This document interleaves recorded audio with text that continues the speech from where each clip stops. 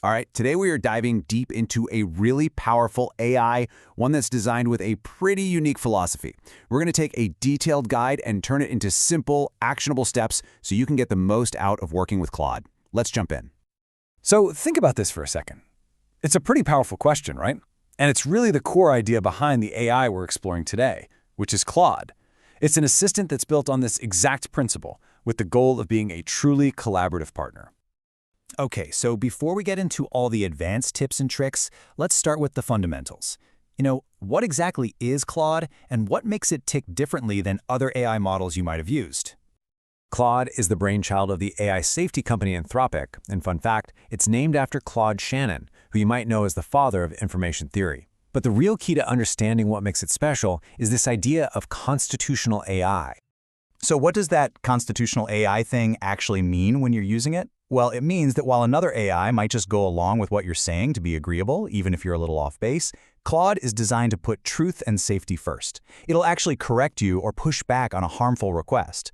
Think of it more like a careful research assistant than a simple people pleaser. So knowing the philosophy is one thing, but getting great results is, the whole point. Let's get into the most crucial part of using Claude effectively, mastering the art of the prompt. Now, this is true for pretty much any AI, but it is especially important with Claude. Honestly, getting good at using this tool is all about getting good at prompting. But don't worry, there's a really simple and powerful framework that can help you do just that. And here it is, the CLEAR framework. It's just an acronym for context, length, examples, audience, and requirements. Seriously, just structuring your requests using these 5 elements can make a night and day difference in your results. We won't go through every single one, but let's check out a few examples to see it in action.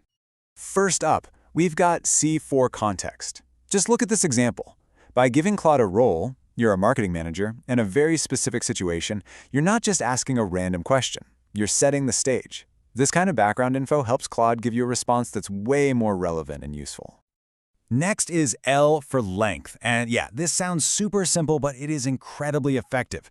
Being really explicit about how long or short you want the answer to be, whether it's just a couple of sentences or a 10-page report, it just cuts out all the guesswork and gets you exactly what you need, way faster.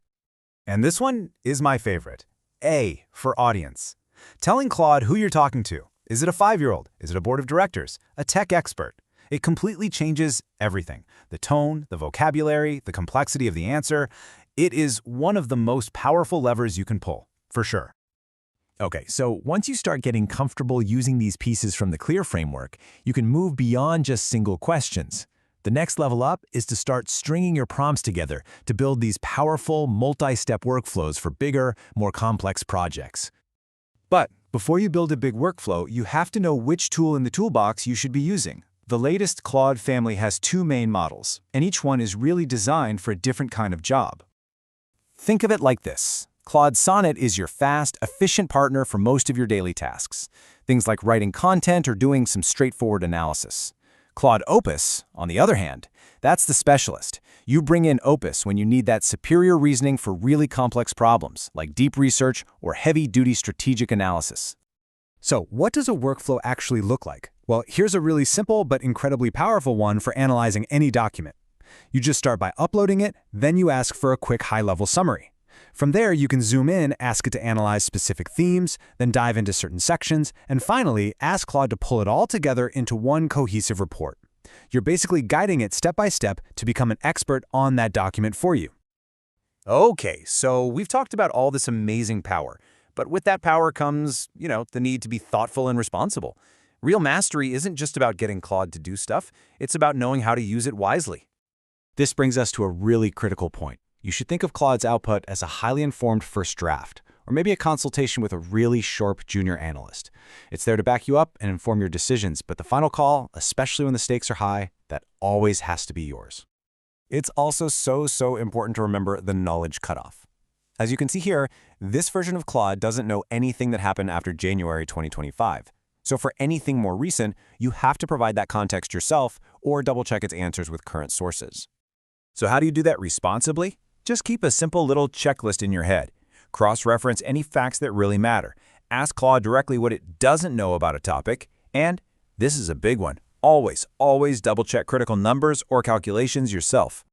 And that's really the main takeaway here. Mastering Claude isn't about finding some magic prompt that does all your work for you. It's about building a partnership. It's about combining its incredible speed and knowledge with your unique expertise and your judgment. It's a tool to make you better, not to replace you. So there you have it.